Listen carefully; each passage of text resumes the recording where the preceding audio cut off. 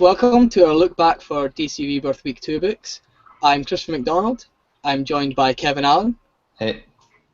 and Greg Smith. Yo, yo, yo. So we're going to jump straight in with Detective Comics. So Greg, what was your takeaway for Detective? I really enjoyed it. Like I said in the last video, to be honest, I didn't want another Batman book that was just going to be safe. I wanted to do something, and in a way, you can make the argument that Detective is a safe book because it sticks to a formula that was quite often used back in the pre-New 52 Batman books. Basically, this is no longer just a normal Batman book. This is a Bat family book. So the premises of the book really is just Batman and Kate Kane, Batwoman, just they're the leaders on. They're trying to establish a group of vigilantes to go around Gotham, a group of heroes. And in this book, we get reintroduced to Tim Drake in a more traditional-looking Robin costume. We've got Stephanie Brown back as Spoiler. We have Cassandra Cain back as Orphan. And of course, the kind of wild card here really is Clayface, which of course we all know him as an antagonist, but it looks like we're going to try and incorporate him as as some sort of good guy in this book. I'm not sure exactly if that's going to work out in the end, if he's going to end up betraying them, which to be honest is quite likely, given that he's always been known as a villain, regardless of what Bruce is doing to help him in this book, keeping him out of jail and other things. But overall, I really liked it. The dynamic between all the characters, the chemistry was awesome. It was a very fan service book in the sense that it was just giving fans what they wanted that they had not had for years. They were before the New 52. They had all these characters, and a lot of these fans didn't want anything to change. I know there was a lot of backlash for Stephanie Brown when she went from being Batgirl to not being in the New 52 at all. So it's only been because of this writer. Obviously, he done Batman Eternal, and he reintroduced a lot of these characters back into the canon and what's going on now. So it's good that he's finally taken the time, and in this book he just gets along with it and introduces everyone straight away. Not to mention one of my personal favorites, John Paul Valley as Azrael, is right in the opening pages, and I'm just glad that maybe you're going to see more of him, perhaps another Azrael book, because I really did love that in the 90s. So yeah, I thought it was a great book. Really, really enjoyed it, and simple as it is, it does everything right, and I'm just hoping for more of that to come, basically. Yeah, I do agree about it being a safe book, but it is definitely something New 52 kind of shied away Abandoned. from. Yeah. New 52 definitely, when it launched, wanted to play down the whole Bat family thing. They wanted to try to get back to Batman being Batman on his own. But then what happened with that is they ended up having too many Batman books of Batman being Batman on his own and not so many Bat family books. So now they're realizing that, and they're giving the fans what they want. So I know we're going to be getting 3 Batman books. Scott Snyder is still doing his one with Romita Jr. and a bunch of other guys, but this is what fans have wanted for years, and we're getting it now. So to me, that's good. That's a great start. Yeah. I don't know about later on, but I wouldn't say when New 52 launched there was a shortage of Bat family books. There was kind of that weird irony for me where they wanted to pare down the Bat family and have it be Bruce on his own, but most of the Bat family members were too popular. So they threw out some and then tried to cut off a lot of the Bat family members from Bruce as best they could. But obviously, coming forward, a lot of that's gone out of the way. Tail end of New 52, we started to see a return of a lot of these characters that had been stripped out. Stephanie Brown, Cassandra Cain, Jean-Paul Valley all made the return before Rebirth. Yeah. They probably had an idea that it was leading here when they started letting those characters back in the door. And they've definitely hit off with wanting to remind you of the Bat family of old. One thing that really stood out to me. Sorry, go on. Oh, sorry. I was just going to say the one thing that you mentioned, that the Bat, you said the Bat family was kind of present at the beginning of the New 52. You're right, but they weren't present in a book together. They were mostly Yeah, present in their own individual books. So that's what I that's what I meant by was we're getting saying. the Bat family back together now, Yeah, I all in one definitely book. agree. Yeah, There was an effort to. They knew a lot of these characters were too popular to get. They knew the Robins were too popular to get rid of, and Batwoman was too critically respected. So they tried to launch some, but play down their relation to Bruce as much as they could. Um, yeah, basically. but yeah, so they launch off with this new book. One thing that really stood out to me was I don't know if he moved back to being more like the Tim Drake we were used to later in the New 52, but very early in the New 52, Tim Drake felt like a completely different guy. Um, Yeah, totally. he was a lot less. He was less of a detective, and he didn't have. I mean, this one's hard to gauge because towards coming up to Flashpoint, he'd kind of got past a lot of his self-doubt, so it's hard to gauge how much New 52 was meant to be. He'd just kind of gone past that, and how much was he just moved it. But they definitely launched this out with a Tim Drake. We don't get much of him, but we definitely get a very old-style Tim Drake.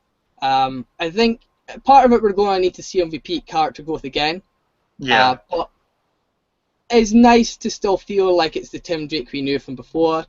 Stephanie Brown is who she was. Cassandra Cain is more or less who she was, and we've got Tim Drake in his original Robin outfit, the one that's probably his most pretty well known. close to his original outfit anyway. One thing I was going to Yeah, say is I think that was one of their main things to get sorted with this book. They wanted fans to recognise that it was going back to the Tim yeah, Drake that we loved in the 90s when Chuck Dixon was writing the Robin run, and yeah. he had a similar looking costume to that. So it is a throwback to that era, I would say.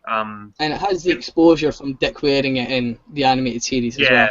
exactly. So everyone recognizes that costume straight away. They're familiar with it from one medium anyway. So yeah, I mean, I don't know. I just really like this where this book's going. I really really love the direction of this book. So I'm just hoping it stays hot. Yeah, I do think it was a safe book, but I do like the reassurance of the Bat Yeah, family of old, and it's kind of nice to come back to it. Moving that's the on, thing as well though. Like it's not always saying a book is safe is never always a bad thing. You know, in this case, it's a really good thing no, that this book stayed safe. no, and especially when they're launching out for Rebirth, I feel like that's definitely been part of what they've asked for, is they want these first wave to be safe and kind of handhold new readers and reassure old readers. So I think that's part of what they're aiming for as well. Yeah, Speaking of yeah. playing it safe, though, moving on to Aquaman Rebirth, which is probably the book that played it most safe. Um, a lot of the Rebirth books have been kind of recappy. Some haven't been too recappy. Some have struck a balance between a little bit of recap, a little bit of what we're getting new. Some have tried to shy away from it completely. Aquaman's a book that feels like it almost goes all in on the recap, and it makes for kind of a blah read. By the end of the book, we get a sense of what the major threats are going to be coming for Aquaman this upcoming run, and new readers have a sense of who he is, but I'm not sure how much there is there to make a new reader stick out, to make them care about Aquaman. Like it does just kind of info dump them about who this guy is and what he's about, and I'm not sure, especially for someone who has the troubled reputation Aquaman has, I'm not sure that it's going to convince new readers to stick around. But hopefully, for people that like the character and are going to stick it through, it does pick up. Dan Abnett has been a good writer in other books in the past. He's not, completely consistent, but hopefully he does bring us a good Aquaman run moving forward. So pulling away from Aquaman Rebirth, something that didn't really play it safe and definitely went for something different, Action Comics. Kev, why don't you tell us what you thought of that?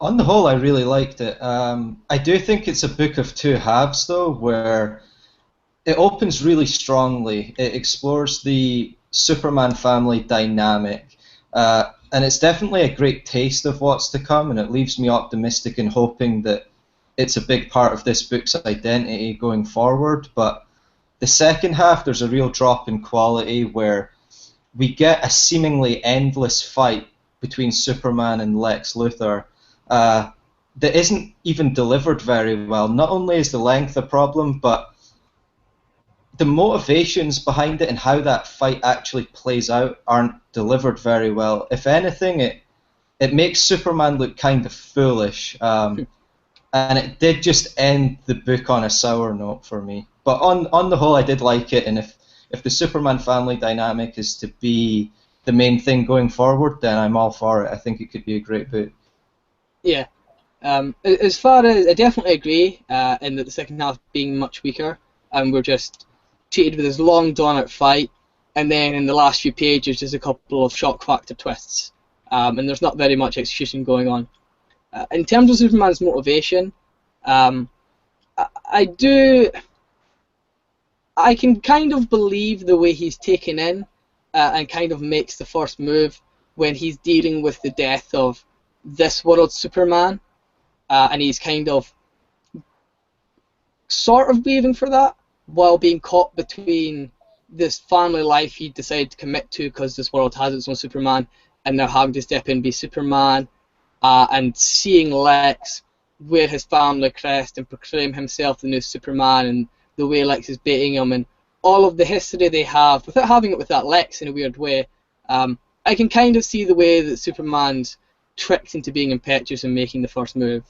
I don't know if the issue necessarily made that point very well, though, unfortunately. Yeah, that's my issue, is that it doesn't get put across very well that those are all of the reasons that are leading into this fight that takes place. Yeah. You have Superman sort of proclaiming same old Lex, and it's in situations where Lex hasn't actually done anything. It doesn't look good for Superman when you're reading that. One thing that's also interesting for me is, in terms of what the books are setting out to do, Action Comics is the first we've really seen of, the super family kind of starting to get fleshed out. But I do wonder if going forward, given what the books are, if that's something we're not really going to see in action, because that appears to be Lex's book, and if we're going to see that more in Superman's own book, which I'd be very happy with, because I think Thomas is a great writer, and especially based on what he was doing with Bruce and Damian, he's very good at that superhero families dynamics type thing. So I'd definitely be happy to see that get moved over to Thomas's book, and I'd feel in safe hands if it was there. I'm not so sure, though, that it is going to be Lex's book. I think this may just be an arc. I don't see this being a continuing thing. To begin with, definitely it'll work, and I don't even know if I want to say it's an interesting angle, because it's kind of already been done before. I'm in agreement with Kev, where it was a book of two halves. I really couldn't care for that Superman-Lex fight. We've seen it too many times before. Regardless of what Superman it is, it just didn't add anything to the book. So the book opened up so well, and it hit all the right notes, and it got me intrigued. But then by the time Lex rolled around, it was just kind of meh. I just really didn't care for that storyline, and that's why I really hope that it's more of an arc rather than Lex's book. And I don't think, if it was Lex's book, I don't believe they could run with the story for a long period of time where that's going to be the center of the plot. I just don't think that would be a successful idea to launch into the Rebirth era with, if I'm being completely honest. More focusing on the Superman family and staying away from Lex, maybe have more Lex as a secondary character rather than in the spotlight, I think is the right way to go with this book. So, yeah, we'll see what happens with it, but certainly that's what I'm looking for. Yeah, I definitely don't think it's going to remain Lex's book forever. There's no way Action Comics, stays as Lex's book from here to several years' time. But it is definitely what it's launching out within the first wave to appear to be, and that's what we'll be getting out for, initially.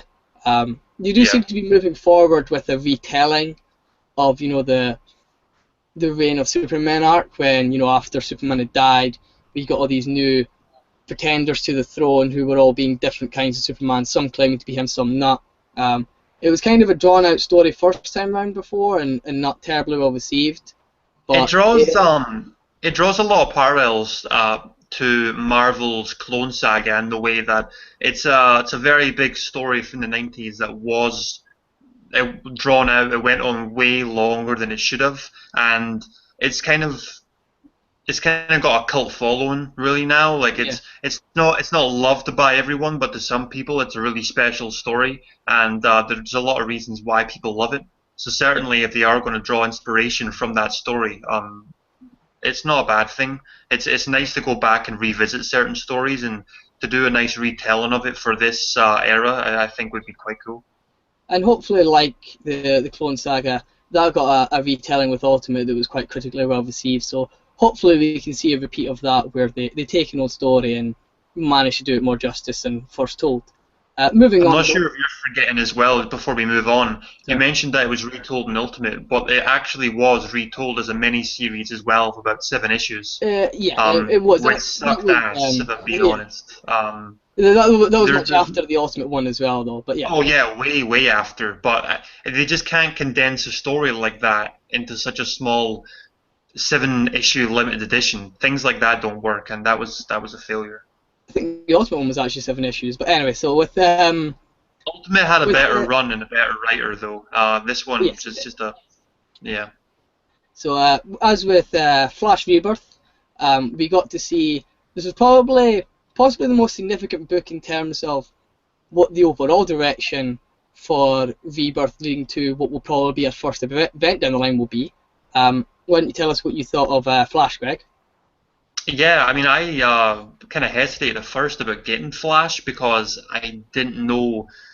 I've read a fair bit of Flash, but he was never one of my he was never a character that I always wanted to read. I was always looking forward to reading. Basically because I hadn't read too much outside of Jeff Johns' run. I did read a little bit of the new 52 Flash, but that didn't really do it for me, so that's why I was kind of hesitant to go into this. But I'm really glad I picked this book up because it ended up being one of my favorites, not just out of this week's books, but from so far the whole Rebirth. Basically, what I really liked about this book is it continues where the Rebirth issue left off. So it catches you up with Barry and Wally, and it just kind of it goes into their relationship a little bit more. It expands on that scene and the panels that you initially seen in the Rebirth issue. It goes into a bit more detail. It shows you what happened after that. It explores the relationships of Barry and Iris, and Barry wanted to reintroduce Wally to Iris again, but obviously that wasn't a huge idea. Barry wasn't in favor of it, and that's something that they're going to get to eventually, but they're holding off for now. Wally obviously has his reasons. He doesn't want to abrupt the timeline any further, even though it's going to happen regardless. But their relationship in general, I thought, was really good. It was a really dynamic relationship that they had in the past, and it's certainly the way that it was reintroduced in this issue was really well done, I thought, and the chemistry was just jumping out off the pages to you. It was just really nice to see as well. It was that really emotional part from Rebirth that Jeff Johns wrote so well. I thought they really did a good job of Barry and Wally hitting that off and seeing more of that in this book. So that was really nice. A lot of genuinely nice scenes there, nice feels. But the one thing that I did like as well, of course, was the investigation of the Watchmen by Bruce and Barry. I didn't really see that coming. Having Barry be involved in that investigation just with Bruce alone, no one else has really been mentioned or brought into that story so far. Rebirth ended with Bruce discovering it, and now it looks like the only person he's really told, maybe outside of Alfred, is Barry. So the fact that he's going to factor into that story and he's going to explore exactly where it came from and obviously find out more about that, it'll be interesting if those events lead into a Flash solo storyline, or if it's going to cross over into Justice League, as well as the main Batman books. So obviously the first thing that we were all thinking was at the end of that Rebirth issue when we seen the Watchmen badge was a crossover event, and it is going to happen eventually. So whether we get that in individual books first, and like I said, maybe as an event in a Justice League book before it goes on to its own, storyline. I'm not quite sure, but at the moment, I think it's doing all the right things and it's going about telling that story the right way. So certainly the way that it's been structured so far, I've really been I've dug that basically. So yeah, Flash was a good book, so certainly looking forward to more of that. Okay. And moving on to what I personally think is the strongest we've seen so far from the Rebirth lineup. What was your takeaways from Wonder Woman, Kev? Yeah, I would agree with that for sure. I think it was the best book by quite a margin. I think it was a great exploration of Wonder Woman, what she is, what she stands for. I really like the meta aspect of it, where through the course of the story, she's exploring her name and her reputation and how it changes with time. And at the same time, it's really an indication of how we view Wonder Woman and how her book and how her character has changed, the ups and downs of that character. I thought it was a really novel idea, and I really loved the way that they handled that in the book. Definitely, I agree. And I particularly enjoy stories about stories, and I love that this is tackling Wonder Woman as a story, and it has these clashing origins that are simultaneously true, which is a really interesting way to approach a continuity change. And it keeps talking about them as a story, and that Wonder Woman can feel her story changing, and I do love that stories about stories aspect of it, and dealing with the story of Wonder Woman within the story itself. So definitely interesting to see where that is going forward, and I do think it's the boldest and most original of what we've seen of Rebirth so far. Yeah. So that's been our thoughts for week 2 of Rebirth. In following video, we'll cover week 3, moving into some other Rebirth launches and some of the actual issues ones, seeing how they play out and how one's the beginning. So check back if you like what you see here. Thanks for watching, and like, comment, and subscribe.